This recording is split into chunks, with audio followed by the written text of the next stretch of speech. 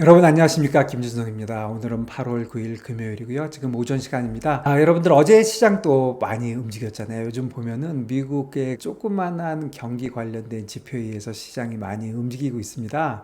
시장이 진짜 미국 경기에 관련돼서 너무나도 민감하고 또 인캐리 트레이드 관련돼서 또 말도 많고 뭐 여러 가지 얘기들이 있으면서 지난 2주 동안 많은 움직임이 있었는데요.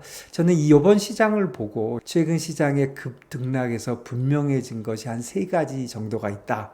그리고 또 앞으로는 어떻게 대처하는 게 좋을까? 그런 거에 관련돼서 한번 말씀드려 보겠습니다. 이번 시장에서 분명해진 점은요, 세 가지 같습니다. 첫 번째는 시장은 미국 경제 침체가 아니더라도 경제 둔화에 대해서 매우 민감하다는 점이고요. 두 번째는 옌 캐리 트레이드의 금융시장에 대한 광범위한 영향력에 대해서 시장이 이해를 하고 염려를 하고 주시하고 있다.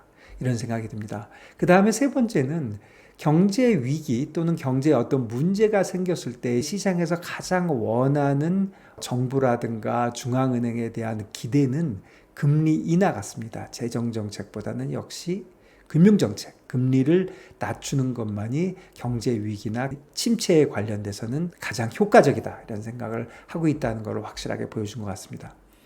그렇다면 향후 시장은 제가 보기에 경기 관련된 데이터의 영향을 많이 받을 것 같고요. 또 조그만한 데이터의 변동성이 상당히 높을 것 같고, 주식시장에 집중해서 얘기한다면 경기 관련된 데이터들이 결국 기업 실적을 좌우할 것이라고 생각할 것이고, 실적이 향후 주가 움직임에 큰 영향을 미칠 것이다. 물론 기업 실적과 경기 관련 데이터들이 항상 영향을 미쳤지만 앞으로 당분간은 이 두 가지 요소, 특히 경기 관련된 데이터가 큰 영향을 미칠 것이다, 이런 생각이 들고요. 이번 시장을 보고 제가 느낀 점은 역시 다양한 투자, 포트폴리오 투자의 중요성에 대해서 다시 생각했습니다. 포트폴리오 투자를 한다고 해서 변동성을 피할 수 있는 건 아니지만 리스크 관리를 할 수 있는 중요성이 부각됐고요. 포트폴리오 투자, 다양한 투자를 하는 것이 리스크 관리의 출발점이다, 이렇게 생각이 됩니다.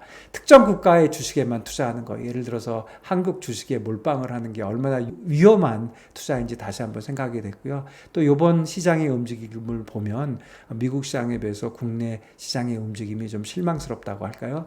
그런 움직임이 계속 있기 때문에 국내 주식에 특히 인덱스 또는 ETF, 지수에 장기적으로 투자하는 것은 그야말로 별로 수익률이 높지 않을 것 같다. 결국 단기 매매, 단타 쪽으로만 기울게 될 수밖에 없는 그런 현상을 보여준 것 같습니다.